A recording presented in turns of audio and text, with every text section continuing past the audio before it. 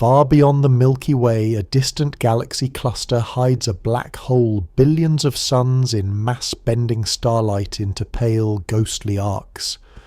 This episode drifts into the heart of Abell 1201, following that gentle lens from the cluster's halo down toward the edge of the event horizon.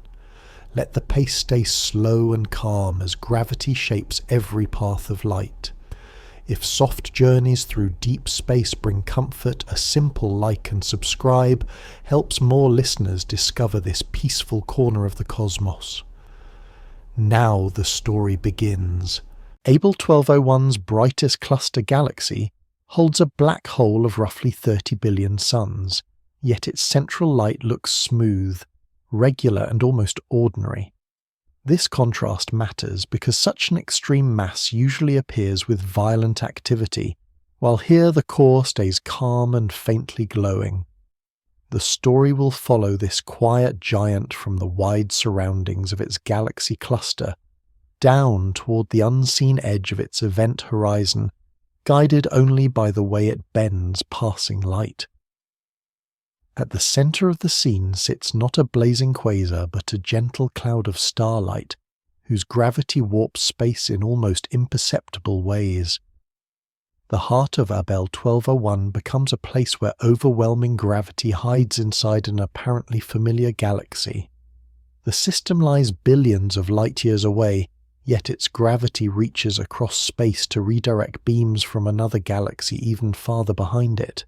That background galaxy happens to line up closely with Abell 1201 along the line of sight, so its light must thread through the cluster's gravitational field on its way to telescopes.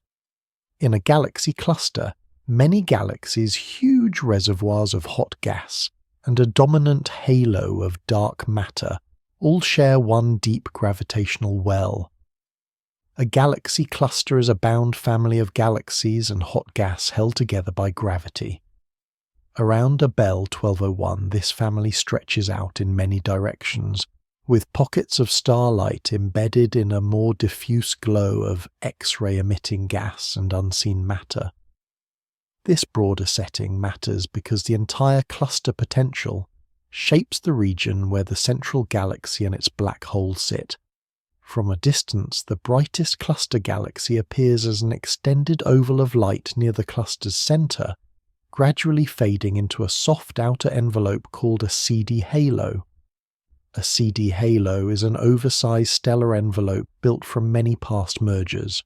Under a long exposure, this halo looks like a broad low-contrast extension of the core, a faint wash of light reaching far beyond the central bulge. The size and smoothness of this envelope hint at a long history of cannibalizing smaller companions, each event adding stars gas and dark matter to the central system. In this wide halo of starlight, the central black hole remains completely hidden, because it currently feeds only weakly, if at all. When a black hole accretes gas rapidly, it appears as an active galactic nucleus with a brilliant accretion disk and sometimes narrow-focused jets. An accretion disk is a flattened disk of hot gas spiraling inward. In the brightest cluster galaxy of Abell 1201 there is no such dominant beacon, only the steady glow of many old stars orbiting slowly around the center. This relative quietness is important, because it leaves the area around the galaxy clear enough for another more delicate effect of gravity to be seen. Light from the background galaxy coming from still greater distance passes through the gravitational field of Abell 1201 and the cluster as a whole. Gravity in the language of general relativity is not just a force but a curvature of spacetime itself. A gravitational lens is a mass that bends light paths through this curved spacetime. The cluster and galaxy together act as such a lens, changing the tracks of the incoming rays so that they form arcs and multiple images instead of simple single points. Under the sharp view of a space telescope, the background galaxy does not appear as a small blur, but as a stretched tangential arc near the outskirts of the brightest cluster galaxy's halo. A tangential arc is a stretched image curving roughly around the lens center. That arc sweeps across the field in a gentle curve that follows a nearly circular path centered on the galaxy's core, quietly signaling the presence of strong gravity in the region. This graceful distortion is more than a pleasing pattern. It encodes how mass is spread in and around the galaxy on scales of several thousand light years. The shape and sharpness of the arc tell astronomers how much matter lies within that radius, including stars, dark matter, and any central black hole. Farther in, even closer to the core where the starlight is brightest, the lensing pattern holds another much fainter clue. Careful study reveals a tiny counter-image tucked almost against the galaxy's center, a weak second copy of the background galaxy's light that would not appear without a very strong central mass. The presence of this small inner image places a tight constraint on the gravitational field in the immediate nucleus. Together, the broad arc and the inner counter-image form a quiet map of how gravity behaves from the outer halo down toward the crowded core. Later in the journey, attention will turn more deeply to this layered structure. The focus will shift from the extended mass of the cluster and galaxy to the sharp influence of the black hole, showing how a quiet, distant lens becomes one of the most useful tools available to weigh an almost completely dark giant.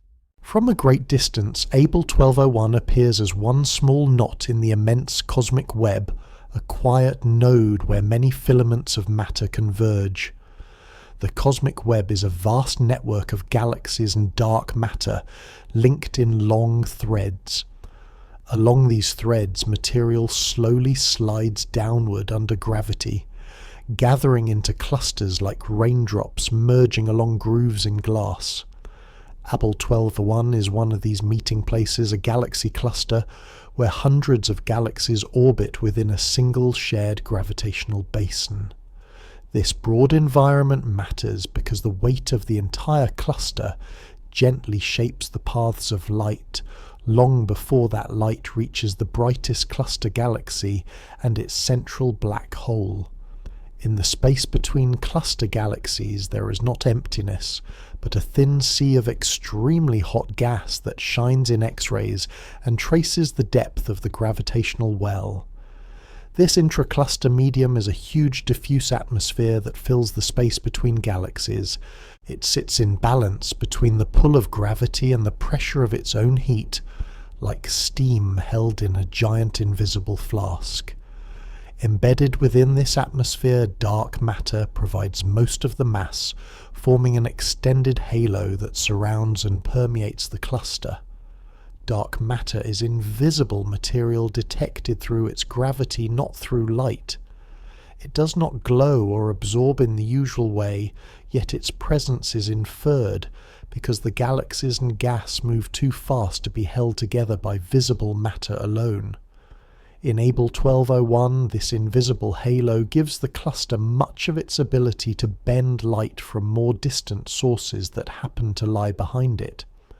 When light from the background galaxy begins its long journey, it travels through regions where the cosmic web is only gently curved, then gradually descends into the deeper potential of the cluster halo.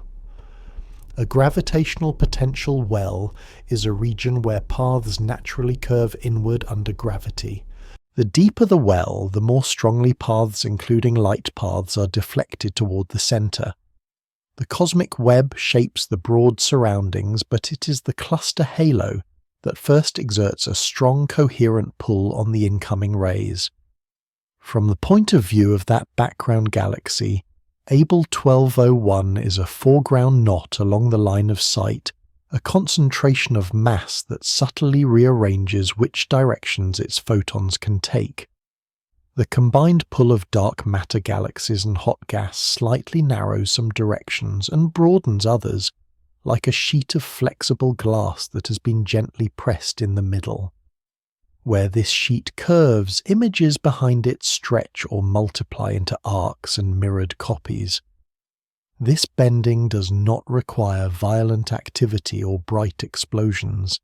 It is a quiet geometric effect of mass on spacetime, Because the cluster as a whole participates in lensing, astronomers need to understand its large-scale structure before they can isolate the more delicate signature of the central galaxy and its black hole. Wide-field images reveal how the galaxies are distributed, whether they form smooth patterns or clumps that hint at past mergers. Their motions when measured show how deep the cluster potential is and whether the system is relaxed or still settling. In a relaxed cluster, orbits are more settled, and the mass distribution tends to be smoother, which simplifies lens modelling. In a more disturbed cluster, substructures can twist light paths in extra ways, adding subtle ripples to the lensing pattern. Abell 1201 shows signs of being reasonably regular, with a dominant brightest cluster galaxy near the core, a sign that much of the merging and reshaping has already taken place. This degree of order is helpful because it means that the central galaxy sits in a relatively well-behaved gravitational background, rather than in a chaotic, rapidly changing field. The clearer the background, the easier it becomes to recognize the specific contribution of the brightest cluster galaxy. In this way, the cosmic web and the cluster play the role of a broad stage set establishing the overall curvature of spacetime in which the central lens operates. Light from the background galaxy travels across this stage following slightly curved routes that bring it near the cluster center instead of continuing in a straight line. By the time those rays reach the inner few tens of kiloparsecs around the brightest cluster galaxy, they've already been shaped by the mass of the broader structure. The remaining deviations, the extra bending close in, hold the imprint of the galaxy, and buried still deeper, the influence of its ultramassive black hole. As the focus narrows further in later sections, attention will drift from these large gentle features of the cluster to the more concentrated mass of the central galaxy, where the lensing pattern becomes sharper and more sensitive to the gravity of the hidden giant at its heart. Around Abell 1201, most of the mass does not shine at all yet. It quietly shapes every orbit and every light path. This hidden framework is called a dark matter halo, a vast cloud of invisible mass surrounding the cluster. Within this halo, galaxies drift like lanterns in a much larger unseen room, and their motions reveal how deep the gravitational well truly is. The brightness of individual galaxies does not tell the whole story. It is their speeds and positions that hint at the underlying weight of the system. When astronomers measure those speeds, they find that visible matter alone cannot hold the cluster together, so a larger, darker component must be present. This dark halo forms the broad gravitational background through which all light from the distant background galaxy must pass on its way to telescopes. Far out from the center, gravity from the halo is gentle and spread over many hundreds of thousands of light years. Closer in toward the core where the brightest cluster galaxy sits, this same halo still provides most of the pull, but it is more sharply focused. The intracluster medium, the hot gas filling the space between galaxies, rests inside this halo, like a warm fog in a wide basin. This gas glows in X-rays, tracing how gravity presses it inward and how pressure pushes back, creating a delicate balance over enormous timescales. The shape and temperature of this gas tell astronomers how steep the gravitational well is, and whether the cluster is calm or still settling after past encounters. In Abell 1201, the pattern of X-ray light suggests a reasonably regular potential, offering a stable stage on which subtler effects near the center can be read. Light from the background galaxy falls into this well and experiences small deflections over large distances before it ever senses the influence of the central galaxy. A gravitational deflection is a change in a light path due to mass.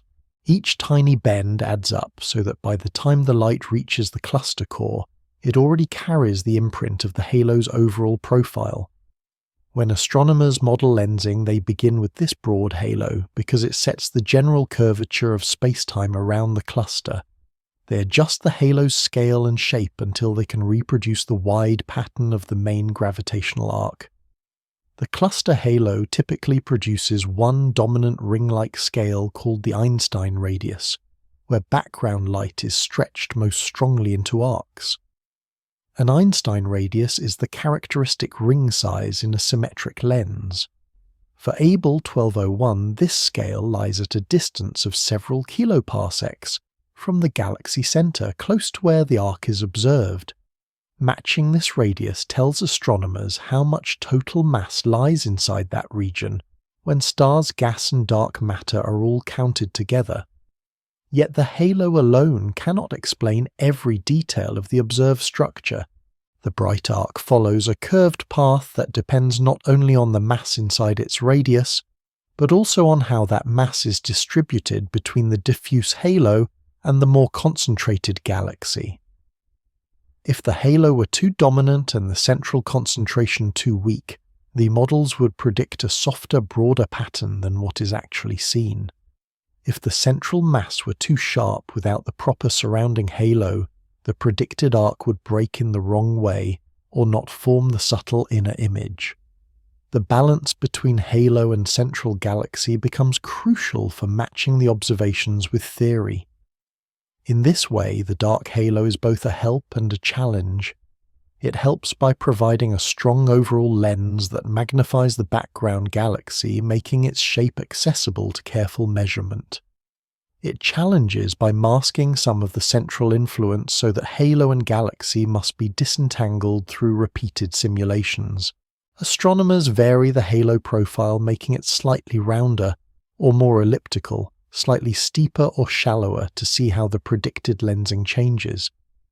Each trial lens produces its own pattern of arcs and possible counter-images, and only some of these patterns resemble Abell 1201.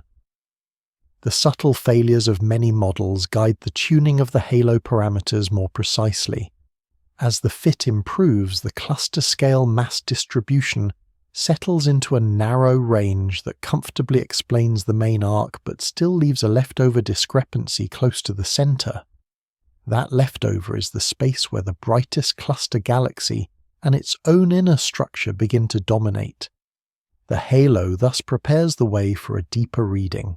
It sets the background curvature, defines the broad lensing geometry, and then hands the narrative inward to the luminous galaxy, whose stars and core will in later sections reveal how much extra mass must sit at the very center to account for a tiny, delicate counter-image almost hidden under the light of the core. From a distance, the brightest cluster galaxy of Abell 1201 looks like a smooth, pale ellipse resting at the center of the cluster's light.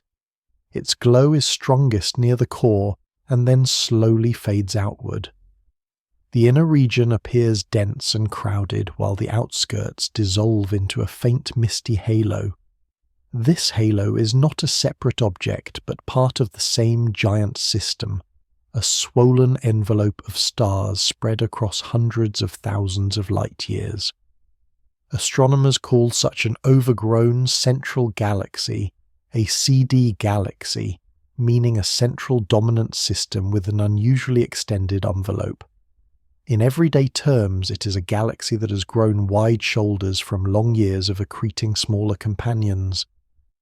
Over cosmic time, many smaller galaxies have drifted inward along the cluster's gravitational slopes and merged with the central one. Each merger has brought in fresh stars, gas, and dark matter. These arrivals gradually thicken the stellar envelope and leave behind streams and shells that slowly blur into a smoother glow. Closer to the core, the light becomes more concentrated and less ragged, suggesting a region where stellar orbits overlap in a dense, almost featureless swarm. The stars in this central body are mostly old, with cooler colors that lean toward yellow and red rather than blue. This color shift signals a population that has long since used up most of its cold gas and no longer forms many new hot blue stars. The brightness profile, the way light intensity falls with distance from the center, carries information about how those stars are distributed. A brightness profile is a curve showing how surface brightness changes with radius. In Abell 1201's brightest cluster galaxy, this curve rises steeply toward the center and then flattens more gently into the outer envelope. That behavior is a sign of a dense bulge surrounded by a very extended halo. The detailed shape of this curve matters for lensing because gravity follows mass rather than light.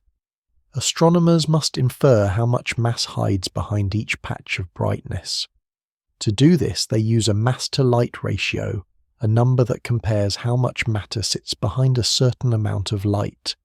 A higher mass-to-light ratio means more mass per unit of brightness. When modelling the lens, astronomers must decide how this ratio changes from the crowded core to the softer outskirts. If they assume too much mass in the starlight of the envelope, the halo's contribution is underestimated. If they give the stars too little mass, the halo is forced to carry more of the gravitational load. Neither extreme matches the observations well, so a balanced description is required. The shape of the galaxy on the sky adds another layer. The brightest cluster galaxy is not perfectly round, but slightly elliptical, like an egg viewed from the side. Ellipticity is the degree to which a shape departs from a perfect circle.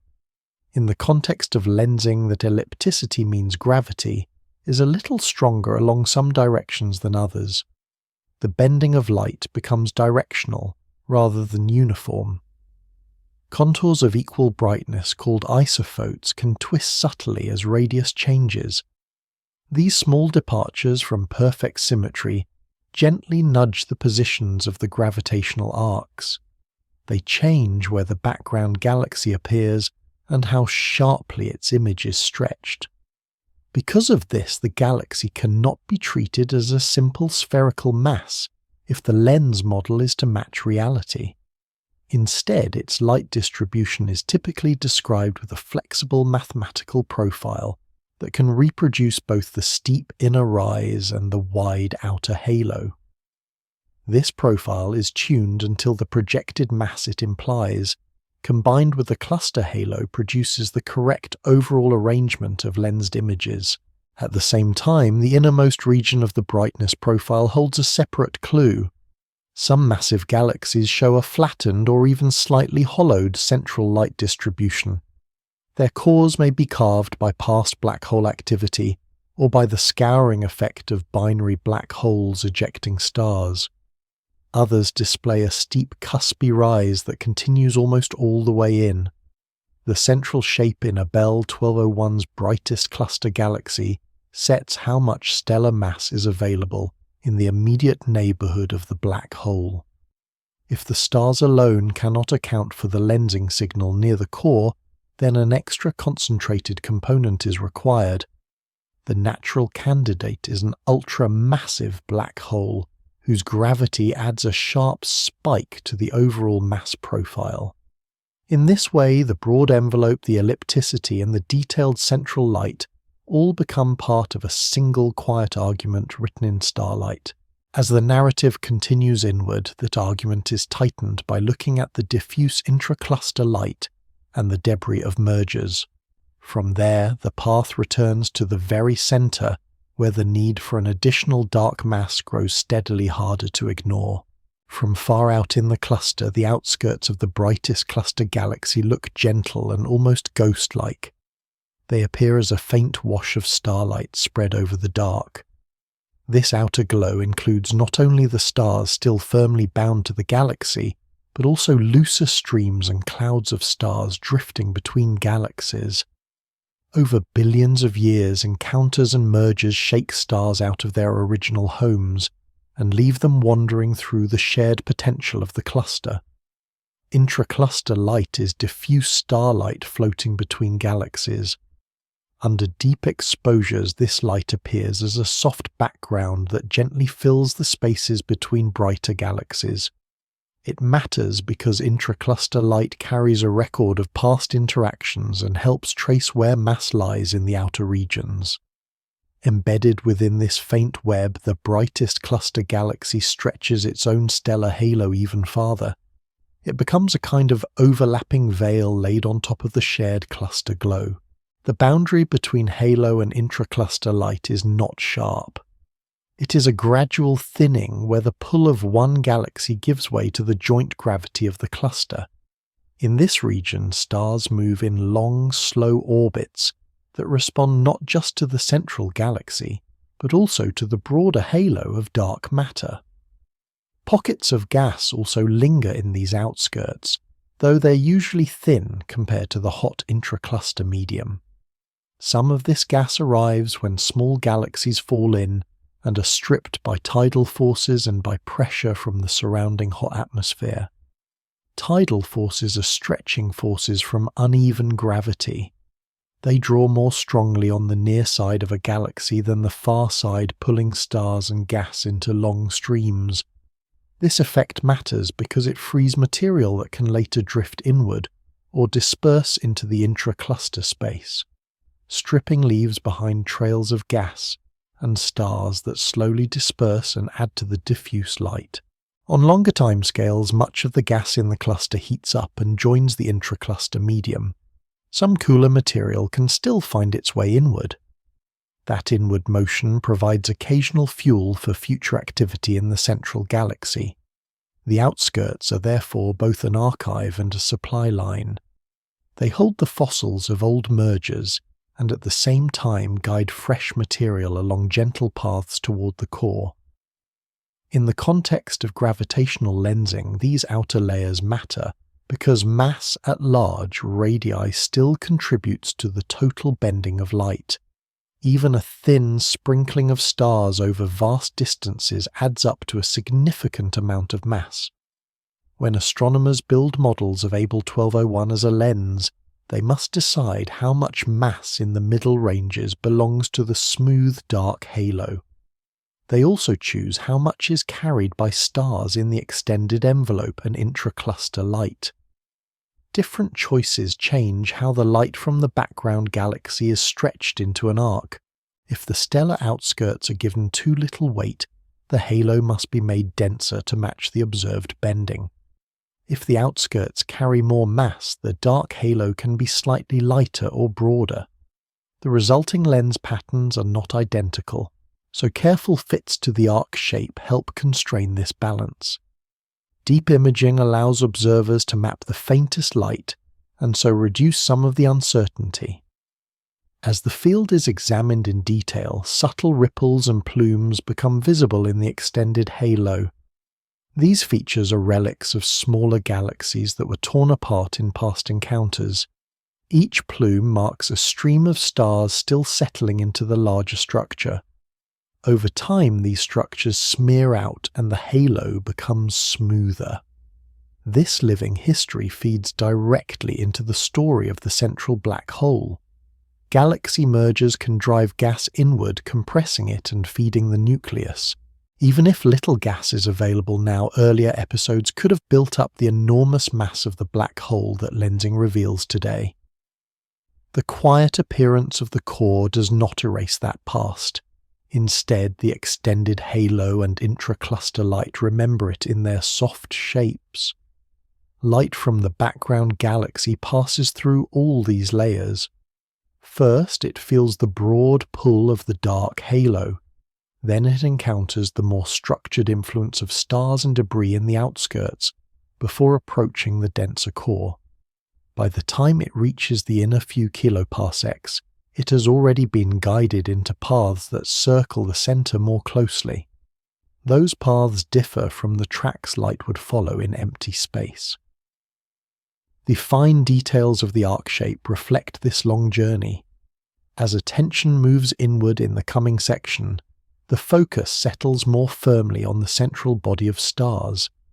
In that region, their smooth contribution alone no longer explains the lensing pattern. In the inner zone, the need for an extra concentrated source of gravity becomes more apparent. This prepares the way for the role of the black hole to emerge from behind the veil of ordinary starlight.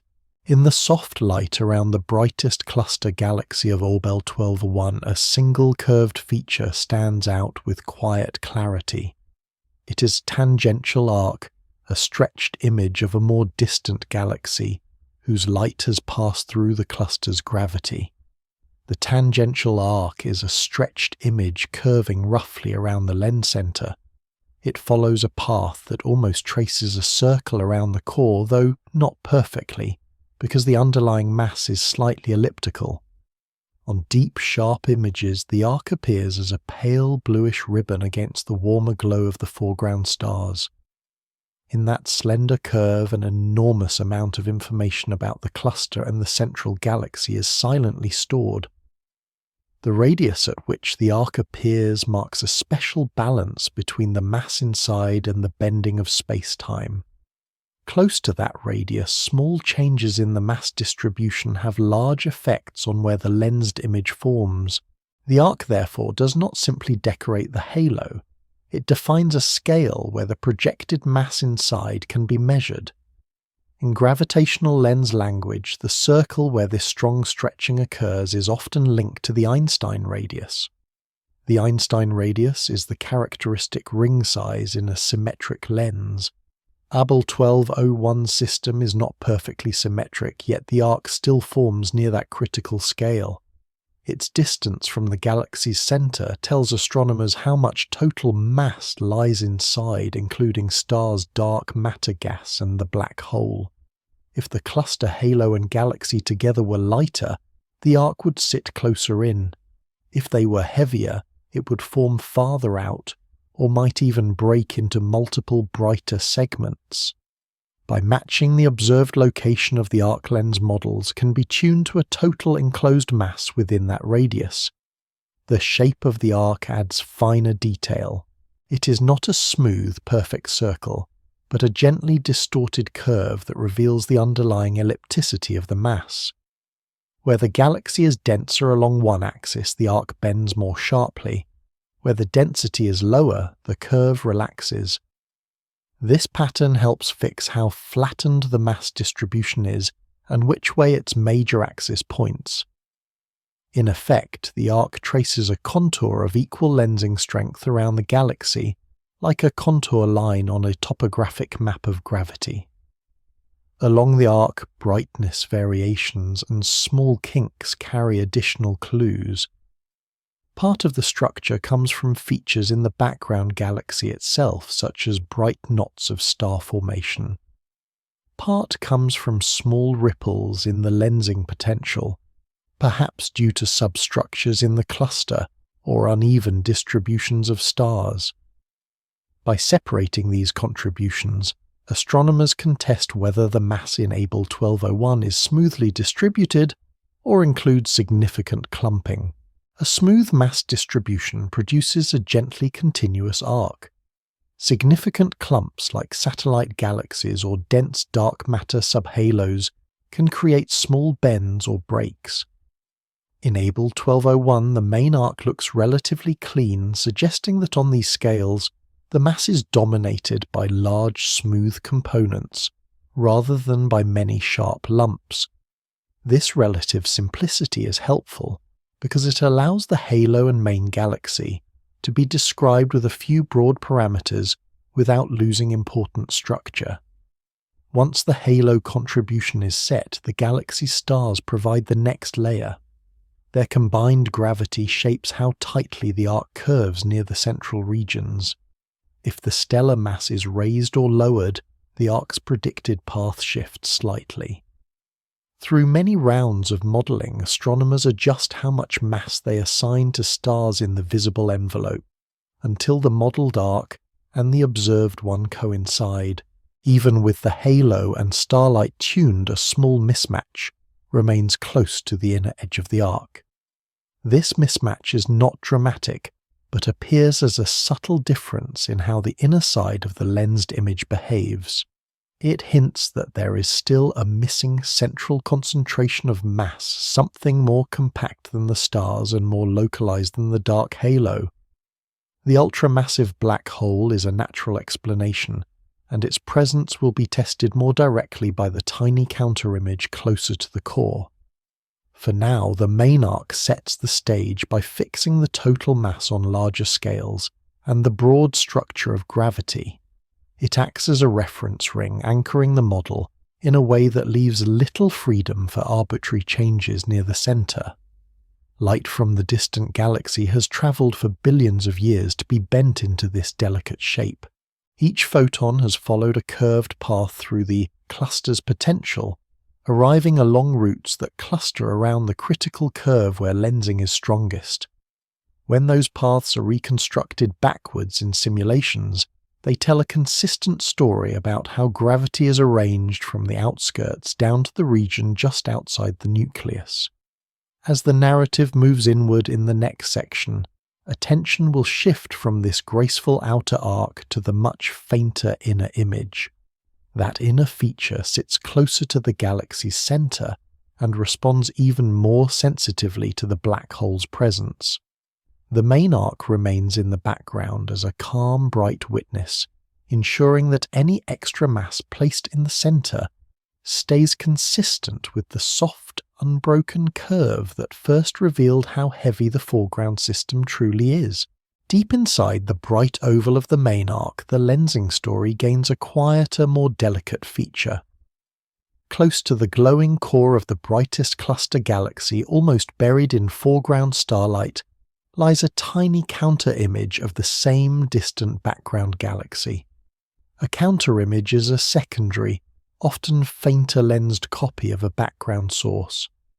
Unlike the striking outer arc, this inner image appears as a small dim patch, easy to overlook in the crowded central light.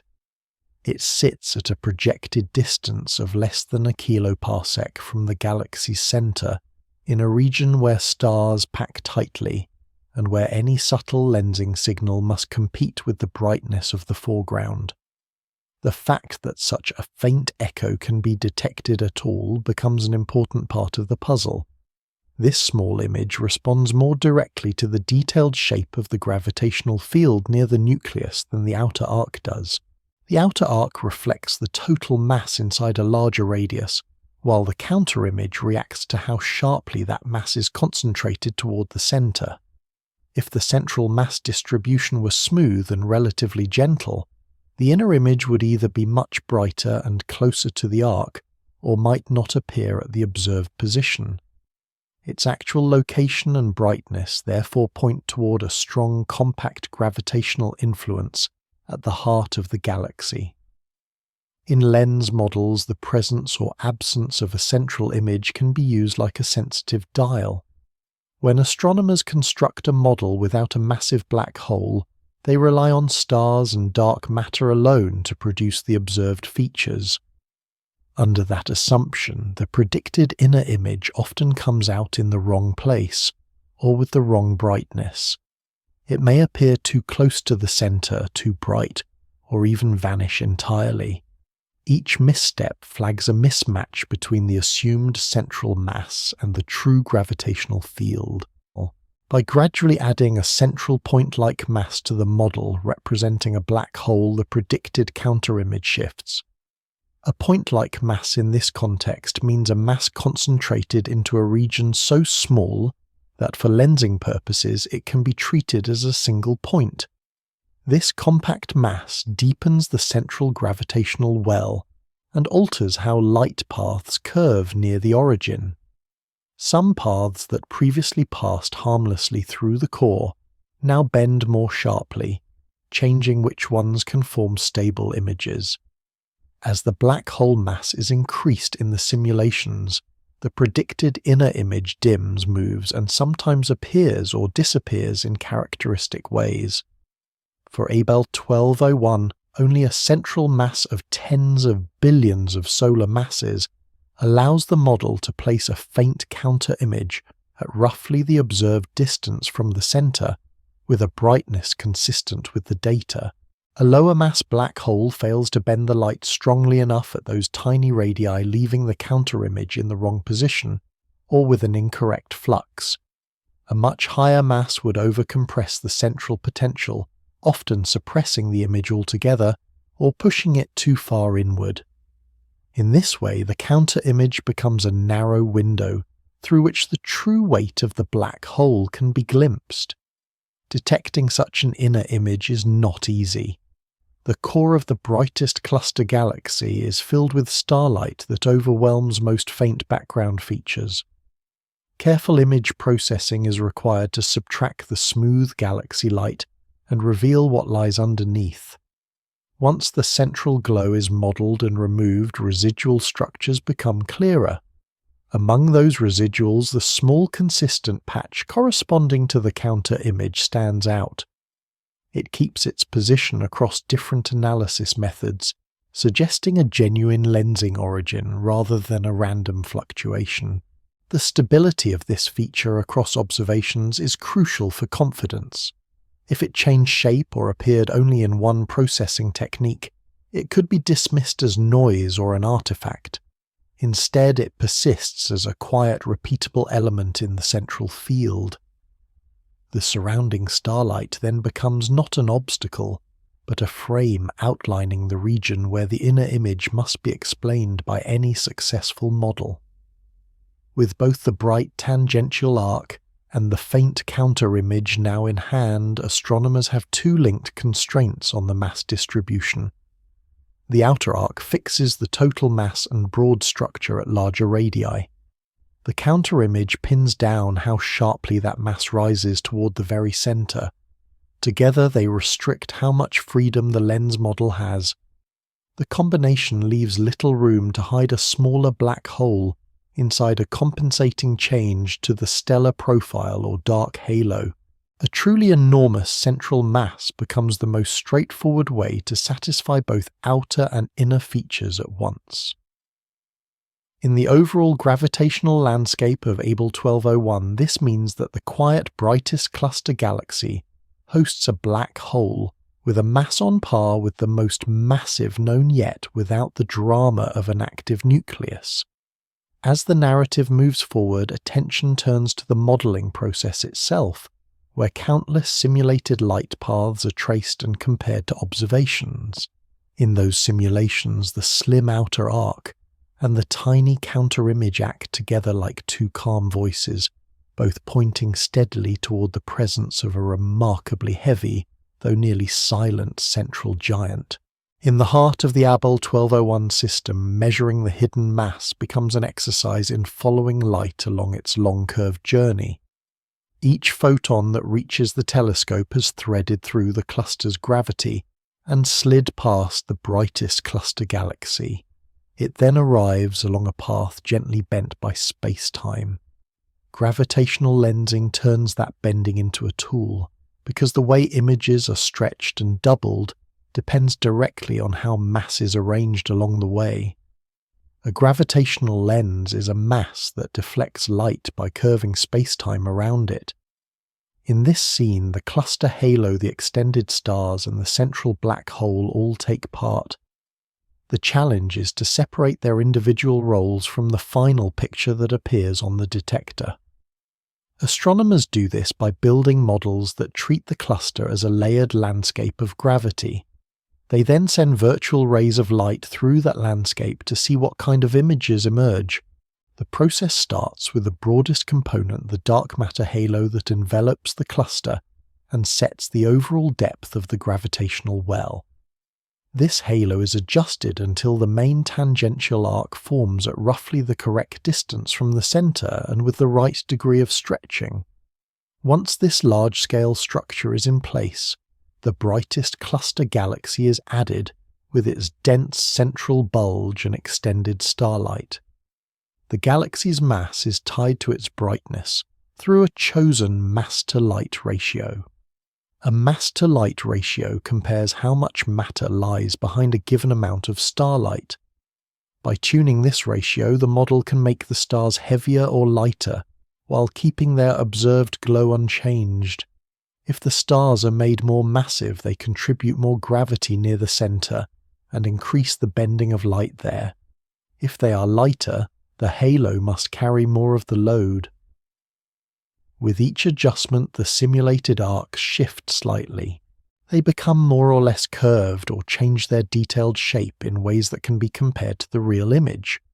The aim is to find a combination where the modelled tangential arc overlays the observed one as closely as possible. When that alignment is achieved, the overall mass within the arc's radius is tightly constrained. At that point, the outer structure is largely settled, and the delicate work of understanding the very centre can begin. To probe the nucleus, the modelling focuses on the tiny counter-image close to the galaxy's core.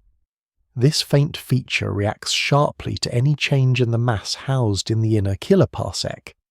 In a model without a central black hole, light that should have been bent into a small inner image often takes different routes. The predicted counter-image may end up too bright, too close to the centre, or missing altogether.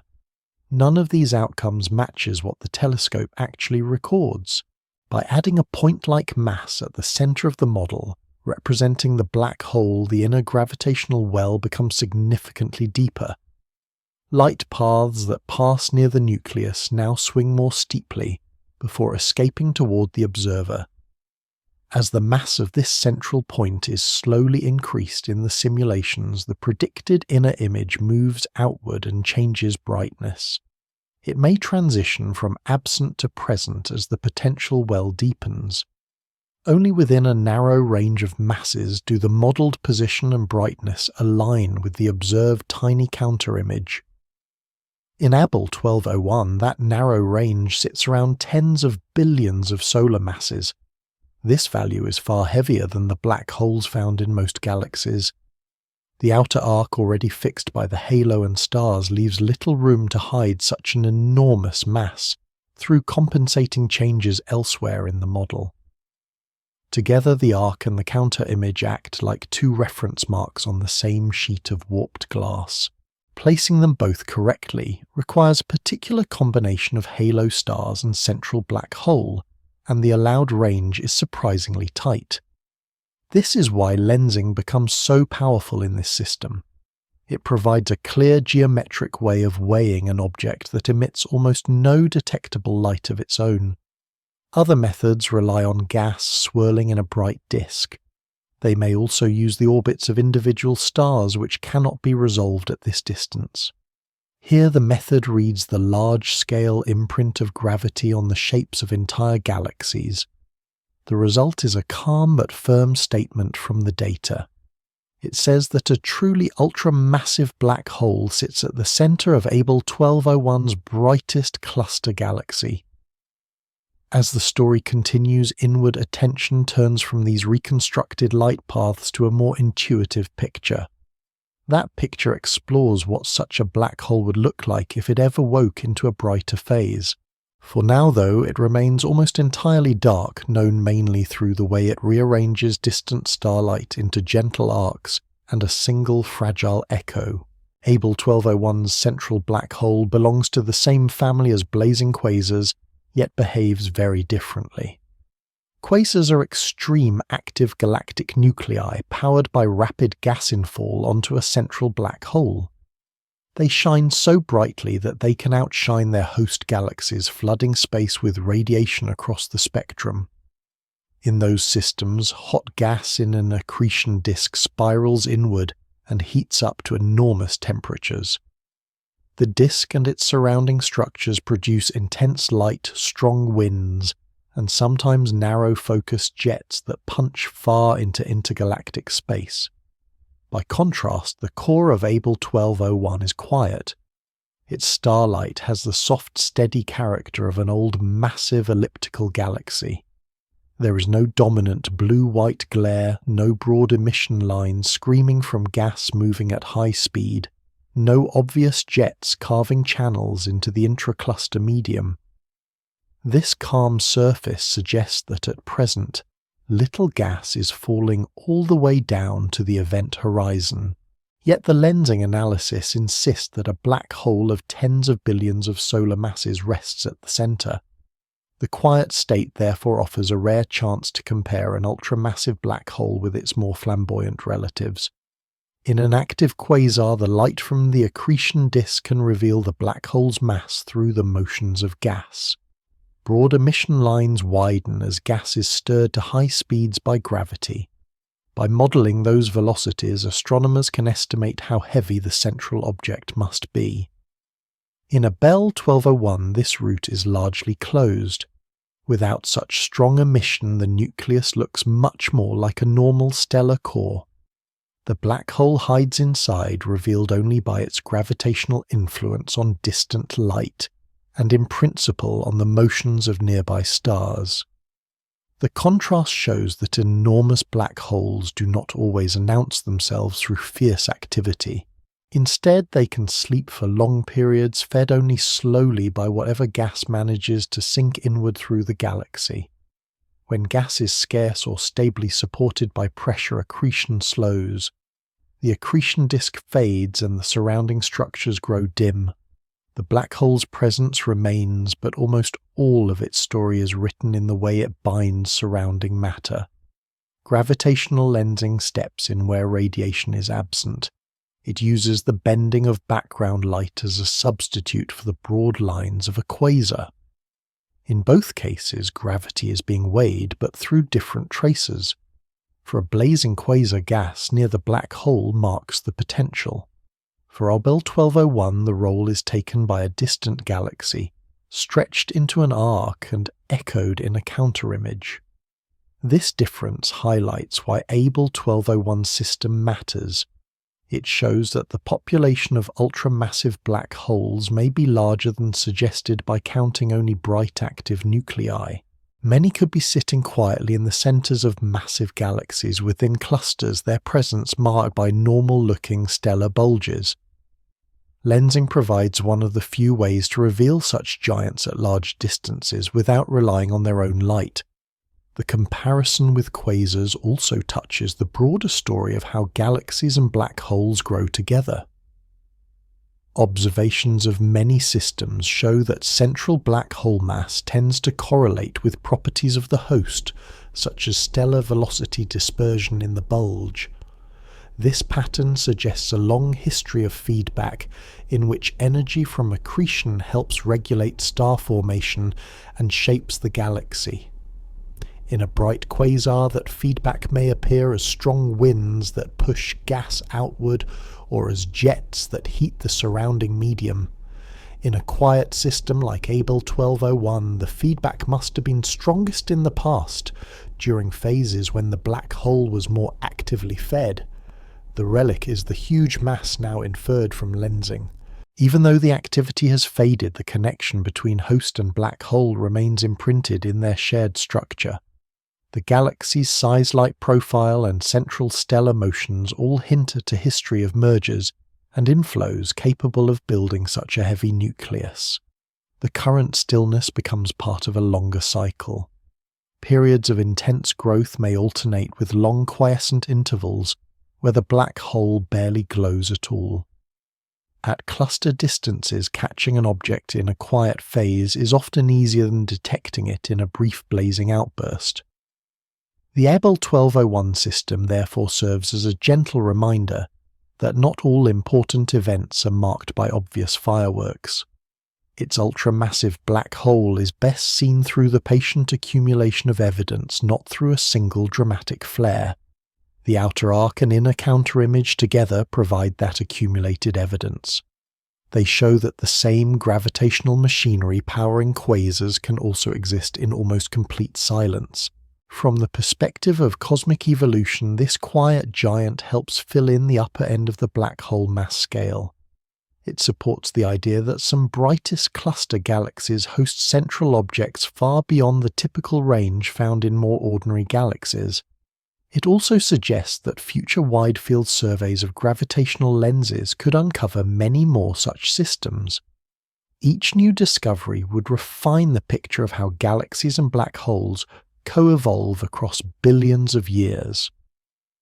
As the narrative moves deeper inward, the focus can shift from these large-scale comparisons to a more detailed imagined view of the inner environment around the black hole itself, exploring how gas would behave if conditions changed and the silent lens briefly took on the brighter face of an active nucleus. Around the ultramassive black hole in Abell 1201, Space is presently quiet, with little gas visible as it settles toward the center. Yet it is useful to imagine how the region would look if fresh material began to fall inward in greater amounts. Gas approaching the galaxy's core does not plunge straight into the black hole. Instead, it tends to spread out and flatten into an accretion disk, a rotating structure, where friction and turbulence gradually drain orbital energy. Within such a disk, each ring of gas orbits at a slightly different speed, and that difference creates shear. Shear is the sliding of adjacent layers past one another. Tiny irregularities turn this shear into turbulence, and turbulence behaves like an internal drag. Over time, this drag causes gas to slowly spiral inward while carrying angular momentum outward. As gas moves inward, gravitational energy is converted into heat, making the inner parts of the disk hotter and more luminous than the outer parts. In systems with lower mass black holes, this process can light up the core with intense radiation. For an ultramassive black hole like the one in Abell 1201, the same physics would apply, but the scale is far larger. The region where the innermost orbits lie would span a distance greater than the size of a planetary system. Still seen from the galaxy's overall perspective, it would remain a tiny structure within the central light. If the black hole ever entered a more active phase, the accretion disk would glow across a range of wavelengths. The innermost rings might emit high-energy radiation, while cooler outer regions would shine more softly. Above and below the disk, a diffuse corona of very hot tenuous plasma could form. A corona in this context is a cloud of high-energy particles surrounding the inner disk. That corona would scatter light into even higher energies, adding a faint but important component to the spectrum.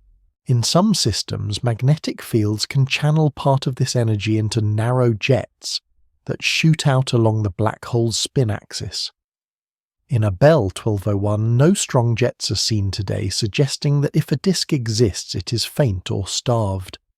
The imagined disk remains largely theoretical for now, built from what is known about accretion in other galaxies. Even in this more speculative picture, the emphasis stays on gentle processes extended over immense timescales. Gas that wanders into the central region might take millions of years to drift all the way inward. At larger radii, it could form clumpy rings that slowly exchange angular momentum and relax into a smoother disk. Closer in the motion would become faster and more circular, guided increasingly by the black hole's intense gravity. The underlying geometry of spacetime shapes these orbits. In classical mechanics, a central mass produces simple elliptical orbits.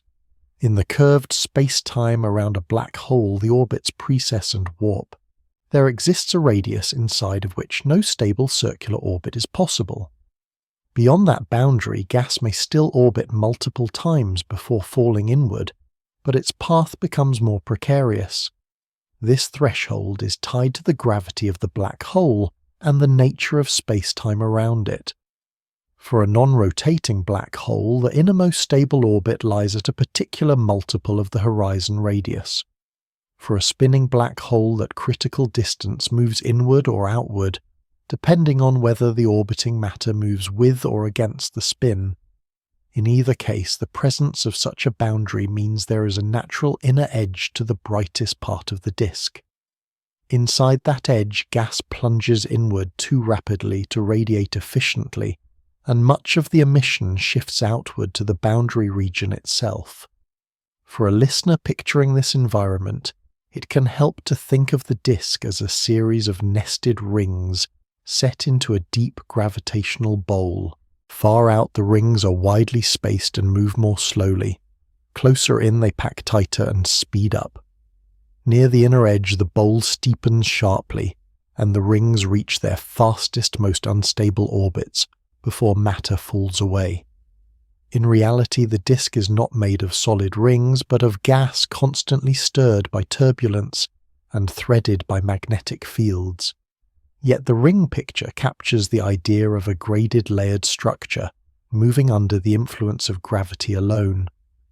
Around the black hole in Abell 1201, this structure would be extremely compact compared with the galaxy, but vast compared with familiar planetary scales.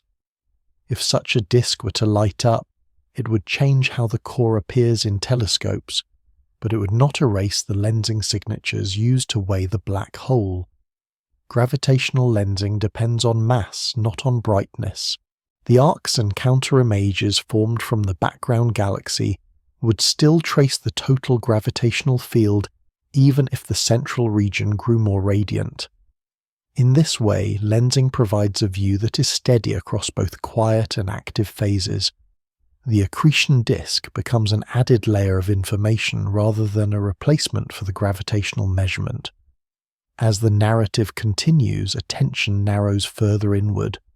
The next step is to look more closely at the innermost stable region, and the zone just outside it where orbits dance on the edge of instability, and where the behavior of both gas and light begins to feel the strongest distortions of space-time. Very close to the ultramassive black hole in Abell 1201, orbits begin to behave in a more fragile way. At larger distances, a star or a parcel of gas can circle steadily, held in a balance between gravity and orbital motion. Deeper in this balance becomes harder to maintain, and small disturbances grow into large changes. There exists a special distance from the black hole where the last truly stable circular orbit is found. This distance is called the innermost stable circular orbit, often shortened to the innermost stable orbit. Outside this radius, matter can circle many times without great difficulty. Inside it, any attempt at a circular path quickly collapses, and material plunges inward in a final descent. For an ultramassive black hole, the innermost stable orbit encloses a region larger than the space occupied by the planets in the solar system. Against the scale of the entire galaxy, this zone is tiny, nestled deep within the luminous core. Gravity here is strong enough that simple Newtonian pictures of force and motion no longer give a complete description. Space-time itself is curved so sharply that paths which would normally be straight become distorted. A convenient way to think of this zone is as a deep, narrow valley carved into the broader gravitational landscape. Far from the centre, the valley sides are gentle and allow many possible orbits. Closer in the sides steepen until only one narrow ledge remains where circular motion is still possible. That ledge marks the innermost stable orbit. A small nudge outward from that ledge lets matter climb to slightly higher orbits again. A small nudge inward sends it sliding down toward the event horizon. This delicate balance makes the innermost stable orbit an important dividing line. It separates the region where matter can hover in long-lived orbits from the region where infall is unavoidable. In active systems with bright accretion disks, much of the light is thought to emerge from gas orbiting near this critical zone. The gas moves at a significant fraction of the speed of light heating up as it releases gravitational energy. Its motion broadens spectral lines and imprints a characteristic pattern on the emitted radiation. Even though Abell 1201's black hole is quiet, the same geometry governs how matter and light would move if activity increased. The existence of the innermost stable orbit also influences lensing in subtle ways. Light that passes through the galaxy on trajectories grazing this inner region feels a stronger bending than light that stays farther out. Some photons can follow paths that curl around the black hole once or even several times before escaping again. In a perfectly sharp view, those looping paths would pile up into a narrow, bright ring just outside the region where light cannot maintain an orbit. That ring belongs to a slightly different structure called the photon sphere, which forms the focus of the next step in the story. For now, the important point is that near the innermost stable orbit, space-time guides both matter and light into tightly curved tracks. These tracks are not just academic constructs. They help determine how an accretion disk would look if it formed around the black hole. They also shape the fine structure of the shadow and bright ring that would appear if it were possible to image the surroundings at extreme resolution, as has been done for closer supermassive black holes. The ultramassive black hole in Abell 1201 sits too far away and appears too small on the sky for such detail to be resolved. Even so, the same underlying rules apply. Every star that wanders too close, every cloud that drifts inward, and every photon that skims the central region must follow paths allowed by this curved geometry. In the broader context of the lens, these inner motions are not directly visible, but they influence how mass is arranged and how light is redistributed. Matter that crosses the innermost stable orbit adds to the black hole's mass, slowly changing its gravitational pull over cosmic timescales. That gradual growth slightly adjusts the way light from the distant background galaxy is bent, although the change is far too slow to detect within a human lifetime. The calm lens seen today is one frame in a much longer sequence. Over billions of years, orbit's decay mass flows inward, and the innermost regions shift their balance while the galaxy and cluster evolve. Standing back to the full scale of Abell 1201, this quiet inner frontier remains an unseen but central feature of the system. It marks the threshold between long-lived motion and irreversible infell, between gas that continues to orbit and gas that becomes part of the central mass. As the narrative moves still closer to the black hole in the next stage, attention turns to the photon sphere, the delicate shell where light itself can orbit, briefly revealing another layer in the way gravity sculpts the paths of everything that comes near the hidden heart of the galaxy. In the region just outside the innermost stable orbit, there is a delicate shell where light itself can loop briefly around the black hole. This zone is called the photon sphere, and it marks a distance where gravity is strong enough to force light into nearly circular paths. The photon sphere is where light can orbit in loops.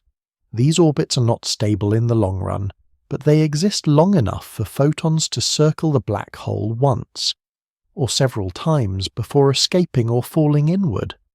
In a classical picture, light travels in straight lines, but here space-time is curved so deeply that straight paths wrap into arcs and closed loops.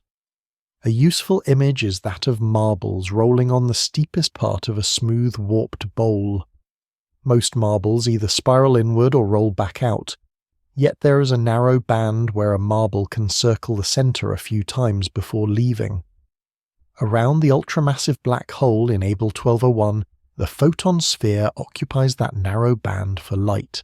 Photons that happen to enter this region at just the right angle can slide along orbits that almost close, tracing tight loops before wandering away. Slight changes in angle or energy decide whether a photon escapes to infinity, falls inward across the horizon, or lingers for several circuits. This sensitivity means the photon sphere acts as a kind of threshold between different fates for light. For distant observers, the combined effect of many such paths would in principle appear as a thin, bright ring framing a darker interior. The bright ring corresponds to photons that have spent extra time skimming along the photon sphere, stacking up their contributions in a narrow band of directions. The darker interior reflects the fact that light from behind the black hole is either absorbed or bent away from those lines of sight. For nearby supermassive black holes, current instruments can begin to resolve this structure as a lensed ring and a central shadow. Abell 1201's black hole lies too far away, and its apparent size on the sky is too small for individual rings to be seen directly, but the same physics still shapes how light behaves in its vicinity. Light from the surrounding galaxy that passes near the photon sphere can be bent into highly curved trajectories. Some of it may loop around the black hole and join the brightness of the outer regions. Some may fall inward, never reaching observers at all. These strongly bent paths adjust the fine details of how the central region would look if it were ever imaged at extremely high resolution. They also contribute a very small, almost undetectable correction to the large-scale gravitational lensing produced by the cluster and galaxy. On the scale of the tangential arc and counterimage, most of the bending comes from mass at much larger radii than the photon sphere. Yet conceptually, the photon sphere completes the picture of how gravity acts from the outskirts of the cluster down to the very edge of the black hole. In understanding this layered structure, it becomes clear that lensing in Abell 1201 bridges many scales. At the largest level, the cluster halo bends light, gently turning background galaxies into smoothly stretched images. At intermediate scales, the brightest cluster galaxy and its stars add sharper curvature, fixing the radius and shape of the main arc. At the smallest scales, the black hole and its photon sphere control how light would move in the immediate neighborhood of the horizon. Although this inner influence barely registers in the broad arcs we observe, it sets the ultimate boundary conditions for any light climbing out from near the center. If Abell 1201's black hole ever entered a brighter phase emission from gas near the photon sphere would show the imprint of these paths. Photons generated just outside the innermost stable orbit could orbit once or twice along the photon sphere before flying outward. Their energies and directions would be shifted by the strong gravity, and their escape routes would carve out a characteristic pattern in the sky around the black hole. Even in its quiet state, the existence of the photon sphere reminds that light near the center never follows simple trajectories. Every ray must choose between three broad outcomes: escape, capture, or temporary orbit. That decision is made by the geometry of spacetime alone, independent of the details of the gas or stars around it. In the larger context of Abell 1201 as a gravitational lens, this inner structure shows that black holes are not just deep wells, but also precise shapers of light. Their photon spheres define a natural scale where relativity dominates, even though that scale is far smaller than what current telescopes can resolve at cluster distances. As the narrative moves onward, attention turns next to the event horizon itself, the final boundary beyond which no photon, no matter how it moves, can return. The photon sphere stands just outside that ultimate edge, marking the last place where light can circle freely before deciding whether to escape outward or join the mass hidden forever in the central darkness. Just inside the photon sphere around the ultramassive black hole in Abell 1201 lies a boundary that marks a more final change of regime. This boundary is the event horizon, a surface in space-time beyond which no signal, not even light, can return to the outside universe. The event horizon is not a solid wall or a ring of matter. It is a geometric surface that separates regions where future paths can eventually lead out from regions where all possible paths flow inward. At this boundary, escape velocity matches the speed of light. Outside the horizon, light can still climb away, though often redshifted and delayed. Inside, every possible future leads deeper toward the center. For an ultramassive black hole with tens of billions of solar masses, the event horizon spans a region larger than the solar system. Its radius scales directly with mass, so multiplying the mass multiplies the size of the horizon. Even so, compared with the expanse of the host galaxy, this frontier is tiny, a small dark core concealed inside the bright stellar envelope. The presence of the horizon means that in the very innermost region, the story of matter and light has a one-way character. Gas that crosses this surface does not simply orbit closer in. It disappears from causal contact with the outside universe.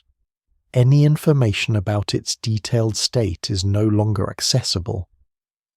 From the viewpoint of general relativity, the event horizon is a smooth surface. A freely falling observer crossing it would not encounter a sudden jolt or barrier at that exact radius, as long as the black hole is large and tidal forces are moderate there. The dramatic properties of the horizon arise not from local shocks, but from the global structure of space-time and the way light cones tilt inside it. Outside, light cones still allow future-directed paths that head outward. Inside, all future-directed paths point inward. This difference shapes how the black hole interacts with its surroundings. Near the horizon, light emitted by matter falling inward is stretched in wavelength and slowed in apparent time for distant observers. The closer to the horizon the light originates, the stronger the effect. Signals from the last stages of infall appear fainter and more delayed, fading into the background, as if time itself were slowing down near the frontier. From the perspective of the galaxy, the horizon behaves like a calm sink that steadily absorbs mass and energy over long periods. Stars that wander too close, clouds that are nudged inward, and fragments of disrupted material all contribute. Each contribution increases the black hole's mass slightly and expands the horizon radius by a small amount. This slow growth adjusts the black hole's gravitational reach and influences how the surrounding stellar orbits and gas flows evolve. In the context of Abell 1201 as a gravitational lens, the event horizon plays a quieter but essential role. On the scales probed by the tangential arc and counterimage, the black hole is effectively a point mass, a compact object that deepens the potential without revealing its internal details. Lensing cannot see past the horizon or access the region inside. It only responds to the total mass enclosed. The horizon therefore marks the ultimate limit of what lensing can reveal about the black hole's interior. Everything within remains hidden even as the outer universe uses light to measure the mass that shapes that hidden region. The existence of the horizon also sets a natural separation between dynamical layers. Outside it there are regions where gas can orbit, where photon spheres can form, and where time dilation shapes the appearance of any emission. Inside there are no stable orbits, no returning signals, only inward-directed paths.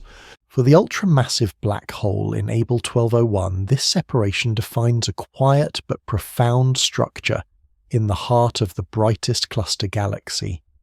The horizon's presence assures that the black hole will continue to grow by accretion and capture, slowly reshaping the central potential. Over billions of years, this steady growth may alter the balance between stellar and black hole mass in the nucleus. That balance can in turn influence the dynamics of stars near the core and the long-term evolution of the galaxy. Even if the current accretion rate is low, the horizon waits patiently ready to accept whatever matter cosmic processes deliver to it. Imagining the event horizon as a silent shoreline can be helpful. Outside, waves of matter and radiation can come and go, sometimes turbulent, sometimes calm. At the shoreline the direction changes. Beyond it all flows move inward, never to return. The difference here is that the shore is not carved into a physical surface, but into the geometry of space-time itself.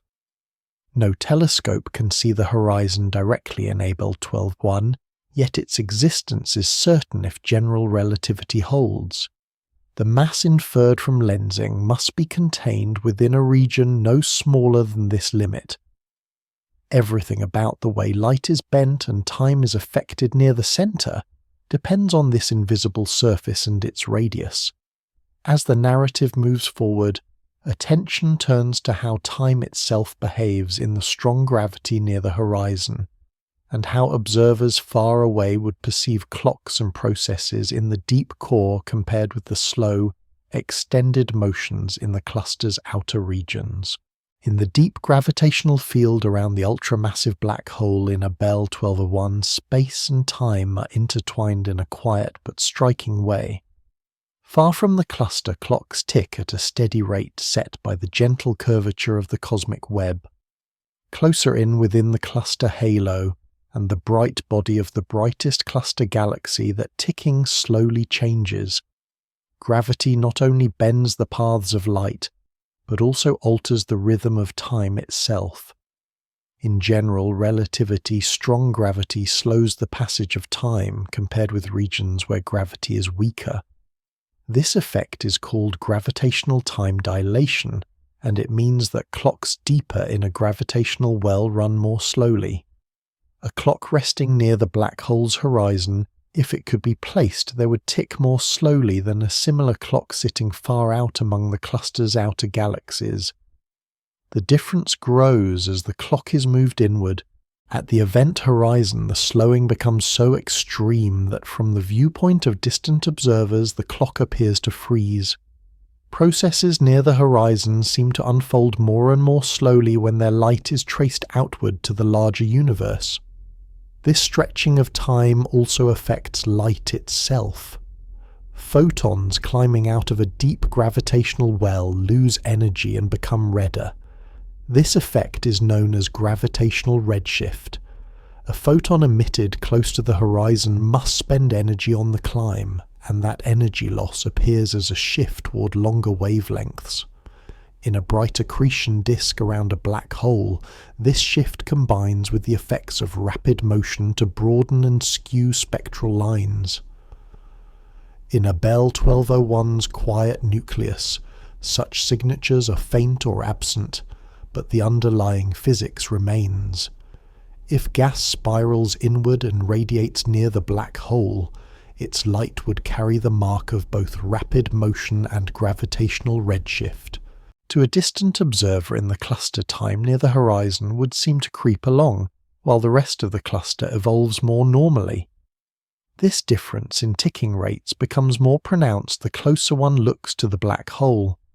A star orbiting far out in the galaxy experiences only a modest time dilation compared with intergalactic space.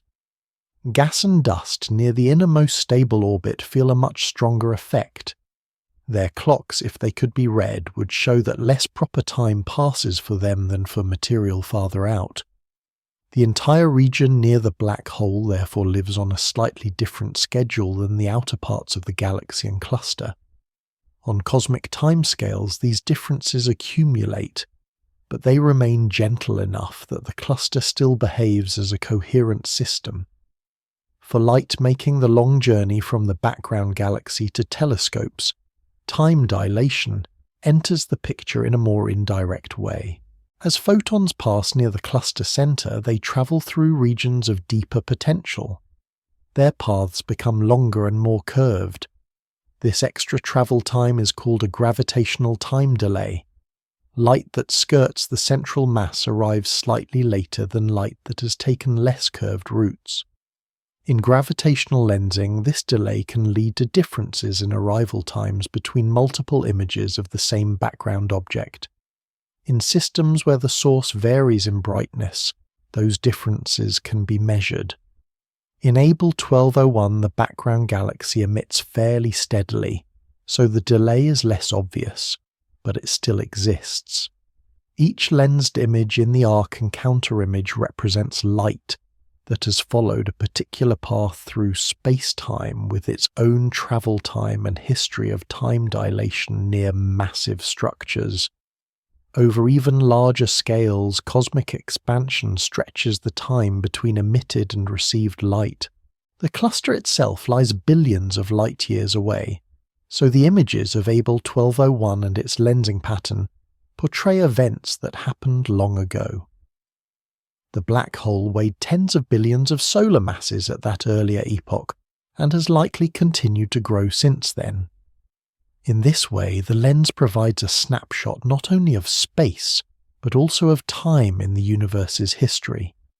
The cluster galaxy and black hole all sit at a specific stage in their evolution, and the gravitational lens freezes that moment in a pattern of arcs and faint echoes.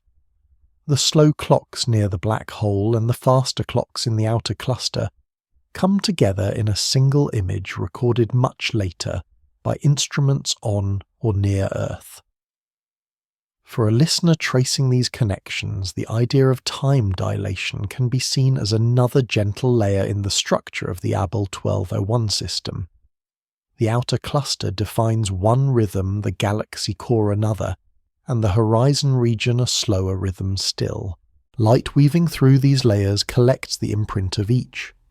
The overall lensing pattern depends primarily on how mass curves space, but the timing and colour of light also remember how time flowed along the way.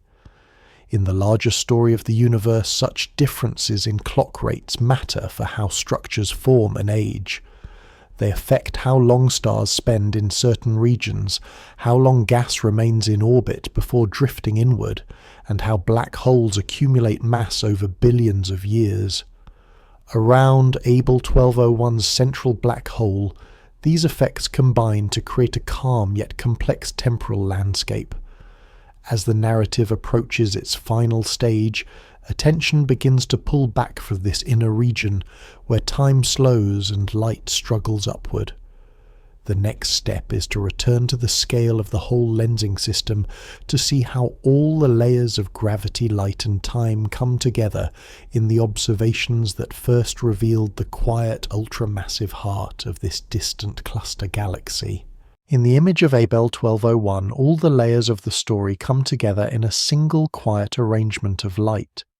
The bright tangential arc curves around the central galaxy like a thin frozen wave, while the tiny counter-image hides near the core as a soft echo. Together these two features record the influence of the cluster halo, the extended stars, and the ultramassive black hole that deepens the central potential. They are the visible signatures of a structure that stretches from the outskirts of the cluster through the brightest cluster galaxy. That same structure extends further inward, reaching the unseen horizon around a black hole weighing tens of billions of suns. The cluster lies billions of light years away, and the light that builds the observed image set out long ago. On the timescales of galaxies and clusters, the pattern of arcs and core light also evolves slowly. Mass continues to move. Stars age, drift, and sometimes merge. Gas is heated, stripped, and occasionally allowed to cool and fall inward. Black holes grow by small increments as material crosses their horizons. Yet the lensing pattern captured in the present offers a stable snapshot of how gravity is organized at this cosmic distance. It shows that a quiet, apparently normal brightest cluster galaxy can conceal a central object near the top end of the black hole mass scale. This insight matters because it broadens the view of where the heaviest black holes may reside. Instead of being restricted to rare blazing quasars, they may live in many massive galaxies whose cores look only gently luminous. Gravitational lensing then becomes not just a curiosity, but a practical survey tool. Each new lens system that is mapped carefully could hide its own quiet giant. In Abell 1201, the observational limit is set by distance and resolution. Telescopes can trace the shapes of arcs and counter-images and can model the mass distribution that produces them. They cannot resolve the photon sphere or the event horizon, and they cannot watch individual stars orbiting near the center. The innermost details remain beyond reach, replaced by a single effective point mass in the models. Within that limit, however, the data are rich. From a handful of gently distorted images, the total mass inside the arc can be weighed. The smoothness of the halo can be tested, and the need for an additional central mass can be inferred. The result is a calm but firm measurement of a black hole so massive that it reshapes the understanding of galaxy cores and clusters. Future surveys that scan large areas of the sky are expected to discover many more strong gravitational lenses. Wide-field telescopes will reveal new arcs around distant galaxies, and clusters providing fresh opportunities to repeat the kind of analysis performed for Abell 1201. Some of these systems will likely show similar patterns of bright arcs and faint inner images, Others may reveal different balances between halo stars and central black hole. In combination, they will build a statistical portrait of how common ultramassive black holes are and how they relate to their host galaxies. Abell 1201 then becomes one early detailed example in a growing catalogue. It demonstrates that even in a tranquil-looking cluster, core gravity can hide a deep well far stronger than starlight alone suggests. The arcs and counter-images do not shout this fact. They whisper it in their shapes and separations. Gravitational lensing translates those whispers into numbers and into a layered picture stretching from the cosmic web down to the event horizon. As the gaze pulls back once more to the full cluster, the arcs blur into the surrounding galaxies and the background sky. The brightest cluster galaxy returns to looking like a simple, soft ellipse of light. Hidden within that ellipse, unchanged by the act of observation, the ultramassive black hole continues to curve spacetime in silence. It holds its role as a quiet lens on a still larger universe. For observers and theorists, this boundary between what can be mapped and what must be inferred marks a gentle edge of knowledge. On one side lie measurements of arcs, brightness profiles, and cluster structure drawn directly from the data. On the other side lie the hidden interiors of black holes and the exact details of their growth. Lensing stands at this edge as an intermediate tool. It does not reveal microscopic physics, yet it connects the behavior of light to the large-scale distribution of matter, including dark components. By fitting lens models, astronomers test ideas about dark matter halos, stellar populations, and the coevolution of galaxies and black holes. Each well-studied system adds another constraint to these broad questions. Abell 1201 contributes by showing that ultramassive black holes need not dominate their surroundings with radiant activity in order to shape the universe.